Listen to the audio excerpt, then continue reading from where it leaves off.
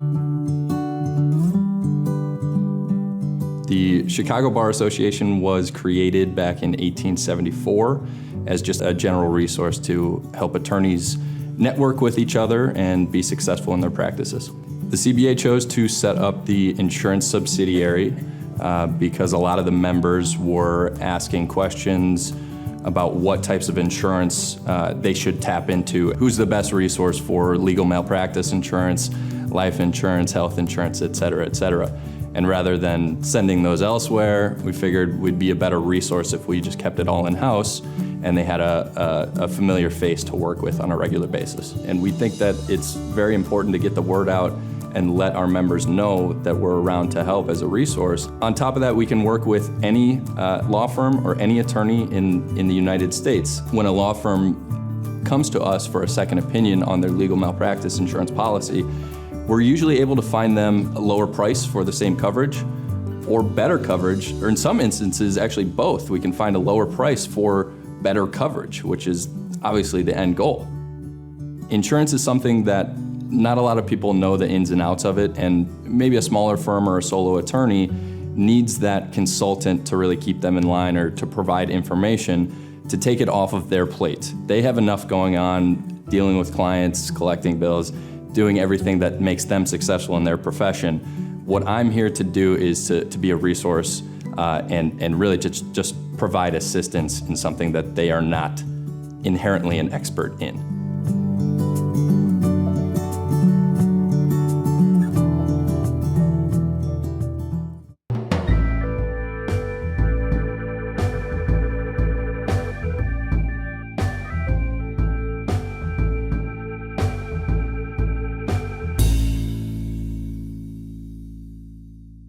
Hello and welcome back to Chicago Talks, You and the Law. Today we're going to be having a roundtable discussion of new laws and rules coming into effect in 2024, this year, for the state of Illinois. I am your host, Max Barrick, and today I am lucky to be joined by two friends and colleagues, Charles Krugel and Helen Bloch. In 2007, Helen founded the law offices of Helen Bloch, PC, a general practice firm that is a certified female business enterprise. Her practice focuses on 4 areas: employment, business, workers' compensation, and defending those who have problems with the city of Chicago. In the employment and business context, Helen drafts contracts, advises on business startup, and represents clients on all sides of the employer-employee relationship, including individual employees, managers, or employers. Helen belongs to several civic and professional organizations, which include, but are not limited to, the Decalogue Society of Lawyers, where she is a past president, and Helen is currently on the board of directors for the Women's Bar Association of Illinois. Charles Krugel, or Chuck as I'm going to call him today, is also a good friend. For the past 3 years, Chuck has run his own management side labor... 23 years. Excuse me, 23 years, thank you. For the past 23 years, Chuck has run his own management side labor and employment law practice based in Chicago.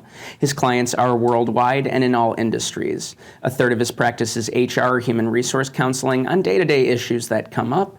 Another third of his practice is transactionally based, like agreements and various employment interactions. And the last third of his practice is litigation in both state and federal courts and before regulatory agencies. Chuck also represents unions as well as non-unionized companies, and he is frequently quoted and interviewed by the media. Chuck and Helen, welcome. Thank you. Thank you for having us. Thanks for being here.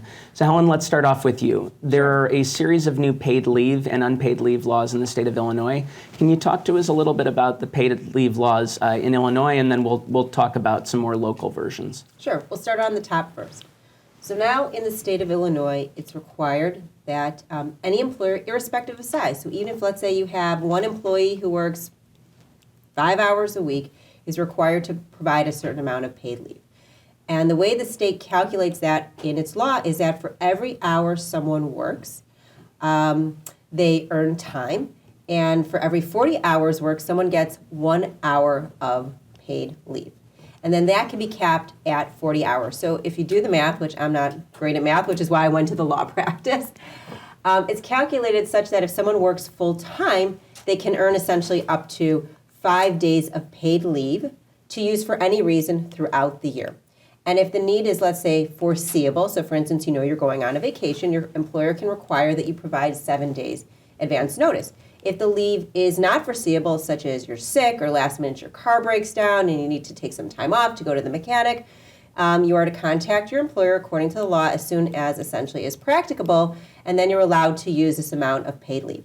You need to work for your employer for at least 90 days in order to be able to use the paid leave. But once you work for your employer for 90 days, whatever you're earned, you are able to essentially use in your place of employment. And that is the state component.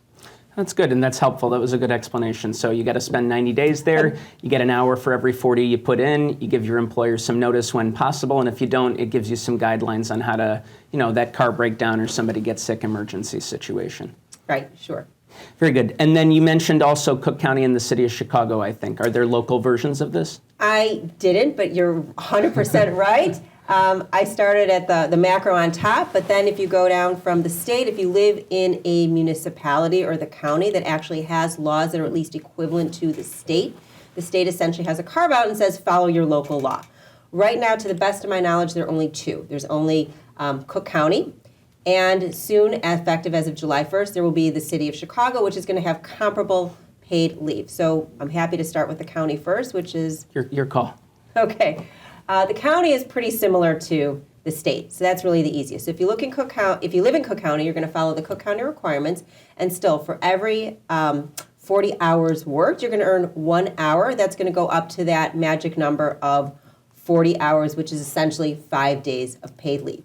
You're able to take it in minimum of 2-hour increments. So, for instance, your employer can't say to you, gee, you've earned 40 hours up until now. You want to take some time off to go to the doctor. You need to take a full 8 hours. You have to take a full day.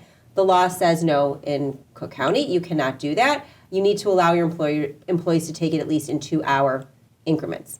Did you want me to get into the city of Chicago as well? Yeah, we're on a roll. Let's do it. Okay, why not? So the city of Chicago has had a paid sick law that's been in effect now for some time, and that is currently in effect. But come July 1st, it's going to transition to a whole new system.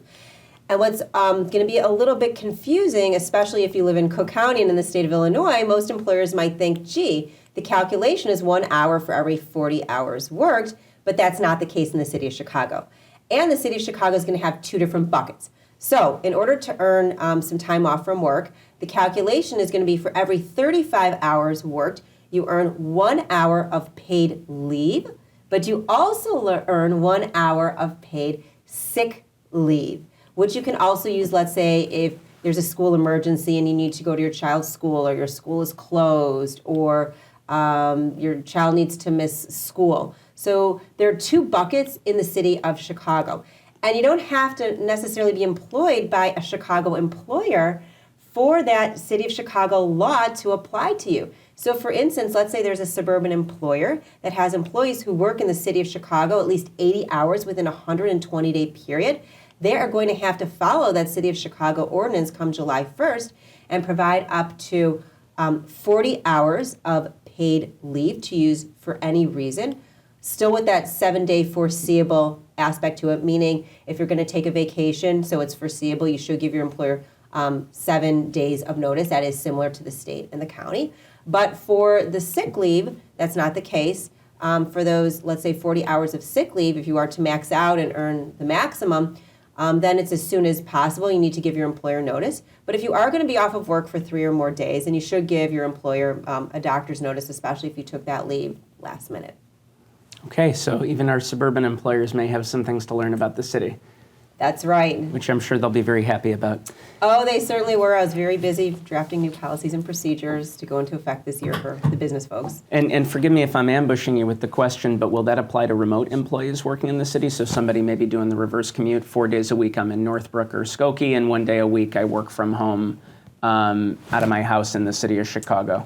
Yeah, so if you're the employer that knowingly has your employee work outside of their home in the city of Chicago, and it's going to be 80 hours within a 120-day period, then you better apply the city of Chicago ordinance to that remote worker.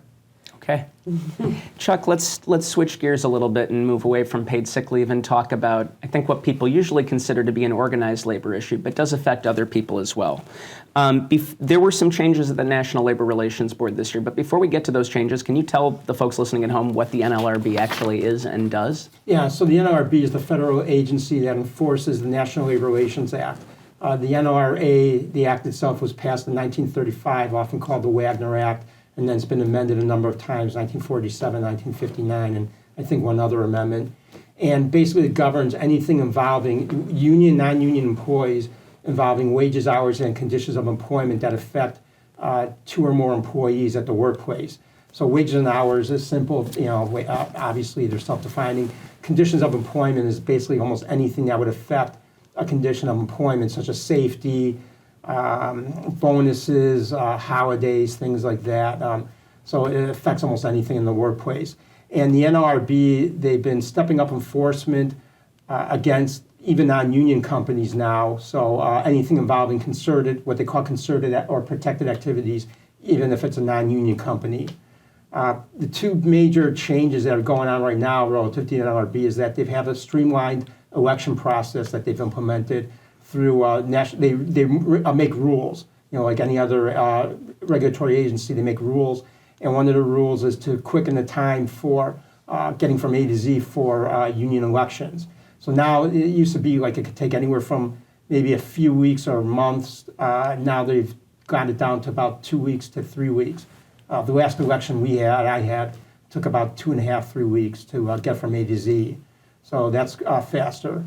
And then there's also another new rule for the joint employer rule, which is supposed to go into effect later this month, I believe February 26th of this month, but we're not really sure. It's possible that Congress or somebody may try to enjoin the NLRB from enforcing that. But basically, though, the idea is that they're trying to make two or more employers jointly liable for labor violations at the workplace, again, union or non-union. So it's the concept that basically third-party staffing companies, professional employer organizations, contractors or subcontractors can be held jointly liable along with the primary company for violations. So just to stay with that issue, then I think if I'm hearing it correctly, maybe the hypothetical or the example you'd think of is someone's hired by a staffing agency to go work at this, that, or the other factory or blue-collar setting. Something goes wrong there. There's, God forbid, a chemical explosion or something bad happens. It's not just on the employer, the company rather, I guess, is not just on the hook. The employer, the direct employer, the staffing agency might be on the hook as well, despite, taking the position of, listen, we're only here for the people. We only manage the people here. We're not managing the place itself. Yeah, so even if there's like a contractual stipulation that says we don't manage your people and you have sole responsibility, it's possible that the NLRB could pierce that and look at the realities, the circumstances, economic realities, they also call it, and decide that, well, if you meet one of 7 criteria, at least one of 7 criteria that that the new rule contains, then basically you're a joint employer and you're liable. So, and then I want to talk about one other term you used. You said concerted activity. Yeah. Can you explain what that means? Yeah, so it's any activity among 2 or more that affects one or more employees in the workplace. Generally, it's like 2 or more employees because it's concerted. It's hard for one person to have concerted activities unless they're representing or talking about violations or practices, standards that affect more than just themselves, more than just whatever conditions of the workplace, wages, hours, whatever. So you think like somebody says, hey, I think this thing is unsafe here. Maybe you think back to the pandemic. People are not masking here. I get a petition signed asking them to enforce social distancing or this regulation or that regulation. Somebody gets fired over that activity. You're saying the NLRB is the place that person might go and the body that might investigate or look into that potential violation. Exactly. It could be for a walkout, a strike, whatever, yeah. And again, non-union too. Okay. Anything else at the NLRB you want us to know about, changes over the last year, or mostly that? Mostly that. I mean, one of the things with the NLRB is that, and I always say this to employers, and I've said this to the NLRB too, they like to say that they're very pro-employee. I don't really think they're pro-employee. I think they're very pro-union. So I think they'll basically, to be blunt, they'll throw an employee under the bus at the expense of a labor union or a labor association. So. Can you, if you're able, are you able to kind of give, not an example that might get confidentiality issues going, but just an example of what that might look like? Sure. So if one or more employees don't want to deal with the NLRB and don't want to have enforcement action taken against the employer because on principle, they don't believe in the action that's being contested or disputed, the NLRB won't care. I mean, if the employees say, like, we like our employer, everything is cool, don't do this to us, they just won't care, and they'll take enforcement action regardless of whether the employees want it or not. Understood. So, and I think you described it was a much more aggressive NLRB now under President Biden than it was under President Trump. Yeah, well, President Trump was actually, Trump and Obama had a lot in common, I thought, relative to employment and labor. So Biden's probably the most liberal president in our lifetime, maybe the most liberal president relative to labor ever. So yeah, it's a big difference. I find it ironic, though, that Trump and Obama were similar. So I think they'd find that ironic, too. Yeah. But you do see that with policies and procedures as well, that Yeah. the National Labor Relations Board has come out with opinions that don't necessarily govern, to Chuck's point, union activities, because they have come out with a lot of positions on, let's say, what should be in a handbook, for instance, what shouldn't be in a handbook, and what might affect what you're referring to, I think, is Section 7 rights in terms of discussing terms and conditions of employment. So that has impacted, let's say, confidentiality agreements, non-disparagement agreements, and what kind of terms can, or even if they are in employment agreements, can or cannot be enforced in even employment agreements among, let's say, professionals. Well, big area, too, is social media communications. So they get involved in a lot of social media communications where companies, if they try to censor or limit what employees can say online or in chat rooms or whatever. And there's a distinction made between private and public social media and those types of venues. So I think that's one of the areas they've staked out. Sure, yeah, and I think a lot of people have heard about speech in the workplace and how that's being policed differently and what have you. Helen, let's switch gears again and go back to you. We're going to talk about different leave and different changes now. Are there any changes to some other leave laws like VESA or anything to that effect that you want to cover for this year? Yes, so for instance, in the state of Illinois, sometimes I lump in a way VESA and the Gender Violence Act together for certain types of protections and situations. So VESA, as you refer to, I can never remember what the acronym completely stands for, but it's essentially sexually Economic Safety and Security Act. Yeah, victim. So basically, Sounds right. It pertains to, let's say, victims of domestic violence Sure. or sexual violence or stalking or whatnot. So they have certain leave rights that they are allowed to take, and some of those leave rights have been expanded. And the reason why I put that in a way together with the Gender Violence Act is because it is now clear in the state of Illinois that, let's say, the employer knew or should have known or was put on notice that one of their employees sexually assaulted, let's say, someone else in the workforce, or even, let's say, a non-employee. I mean, it could be, let's say, a customer or let's say you have like a condominium association, and let's say someone who works for the condominium association affects, let's say, someone who's living, let's say, or it doesn't have to be a condo, it could be a Sure. Rental, whatever the case may be. You can hold an employer responsible and liable under the Gender Violence Act for sexual harassment. So the VESA I kind of think about are the various leave law aspects with respect to folks who are unfortunately victims of domestic or sexual violence or stalking. And the Gender Violence Act is the one that you're going to hold an employer responsible if they didn't rein in their employees, if they knew that they were unfortunately harassers and perpetrators of sexual violence or sexual harassment in the workplace. It's always it's good to incentivize folks to act rather than not, right? So, got it. And then were there any changes to those laws or any other leave laws in Illinois that you wanted to cover? To VESA, for example? So with respect to VESA, there's now a 10-day requirement. I don't know if this is what you're getting at. I think so, yeah. If, let's say, someone, I think, passes away. Yeah, the bereavement law changed.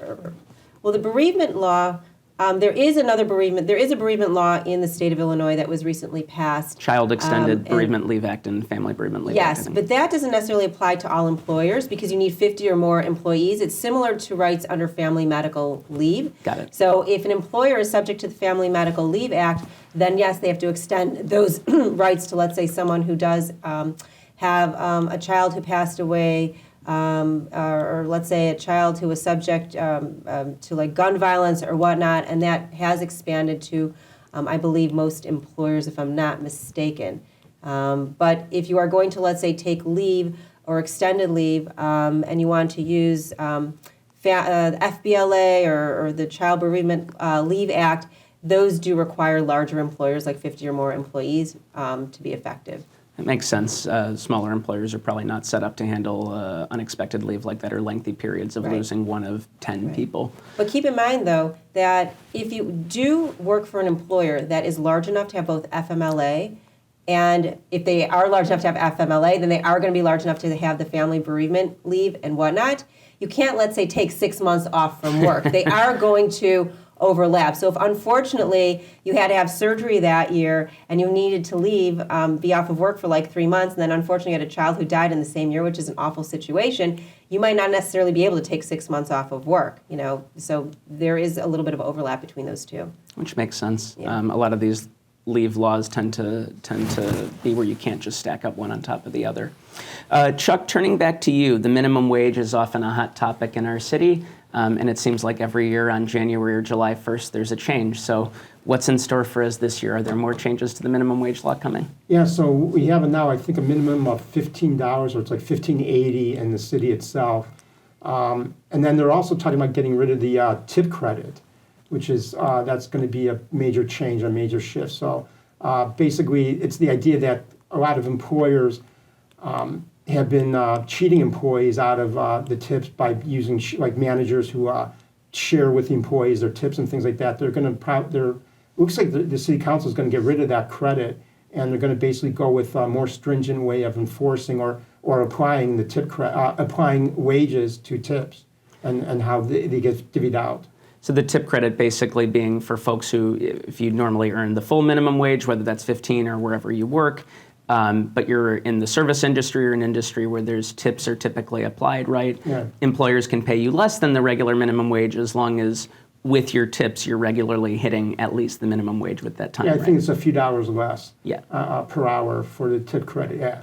Yeah. So it looks like they're going to get rid of that. At the federal level, I think it's still like in the threes, so it's still very low. Well, the federal minimum wage is what, $7 or $7.25, I think? It hasn't changed for about 15 years, yeah. Yeah, I mean, so that's largely only in the red states and in the South. So I think there are only 2 states in the entire country that might even go by the federal minimum Really? wage. Yeah, I don't think it's any more than that. Even in some of the red states, it's crazy. Usually most have state minimum wage laws that are much, much higher. well, you're looking at now. There's a lot of states that have gone to $13 to $15 an hour, but then there's also a greater push now to go to up to $20 an hour. Sure. So I think that's going to be where the ceiling is headed, is $20 an hour.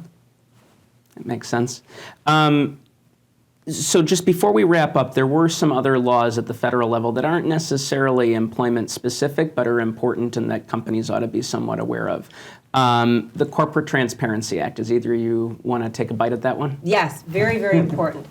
And I have my own business, so even from a personal perspective, I myself, for my own business law office, it's Helen Bloch PC, I had to comply with this. So basically, the feds passed a law because they are trying to better protect us as taxpayers and whatnot from, let's say, fraud, offshore investments, folks starting shell corporations. And so what the government decided to do is anyone that basically that is not a Fortune 500 company and a few other exceptions must file with the federal government in terms of if you have a corporation or an LLC or a certain kind of a trust, condominium association, who the beneficial owners are. So who are your board of directors?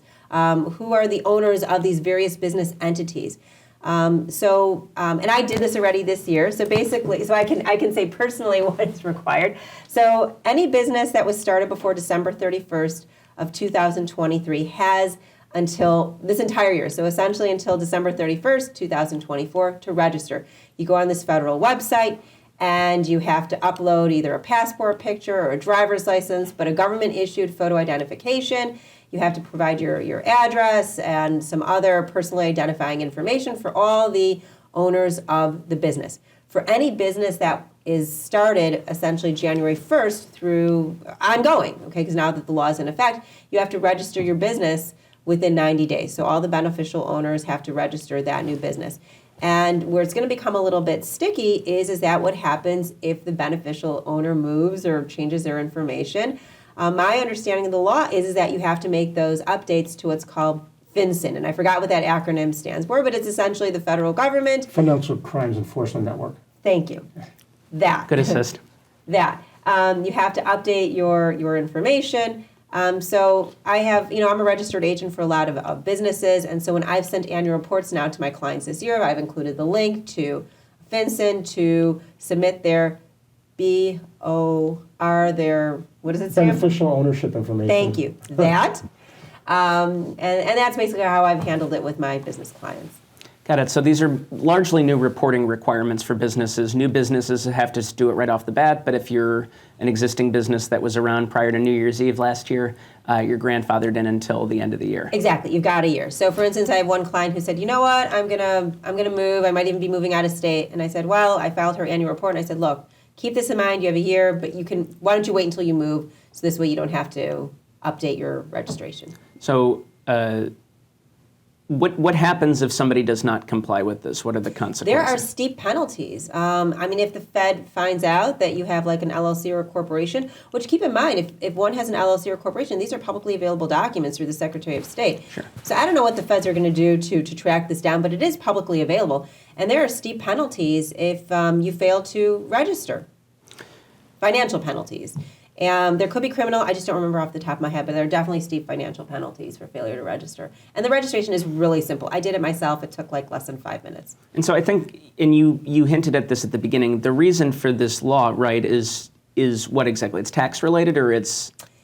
Yeah, essentially it's to protect, let's say, fraudsters or drug activity and other crimes from, let's say, creating LLCs or corporations that are really sham corporations used to funnel money, let's say abroad, for example, or to use for nefarious purposes or to hide money. Got it. So like Russia, literally, that's one of the purposes, like money laundering for Russia or drug cartels, things like that. Got it. So and other like international interests, Iran, whatever. Sure. So we have OFAC for that, right? So you're not allowed to do business with certain countries, right? Or there are certain rules about that. And then I think what you're saying, right, is the idea is you set up some empty shell corporation that has no employees, doesn't really do anything. It has some generic corporate, corporate LLC kind of name, Acme Corporation, and basically exists to help funnel money through or you don't even know who all those who are involved, who are necessarily the members of the organization, because you don't necessarily have that on the Secretary of State website. You might just have one, like a registered agent or maybe one member who filed, but the entity could have a lot of members. And so whoever has a beneficial ownership now is supposed to have their information submitted to FinCEN. But there are some companies, for example, and trucking companies come to mind, right, where one company might have the name Helen's Trucking Company, but not all of the business is done under Helen's Trucking Company, LLC, or what have you. One LLC might exist to own the trucks or lease them to drivers. Another might exist for interactions with brokerages. So if you have a company that's made up of 3 or 4 different companies, do you need to report every single one of them the same way? Every single company has to report who its beneficial owners are. So every LLC or corporation, unless you're one of those exceptions, so essentially, unless you're a Fortune 500 company and a few others, banks, whatnot, you have to report for every single LLC. Every single corporation must report. You heard it here. Well, Chuck and Helen, thank you so much for sharing your expertise and walking us through a few new obligations and rights that employees and employers alike do have in the state starting, a few weeks ago this year. Thanks to everybody at home for watching and listening, and tune in again soon. Thank you. Thank you, Max.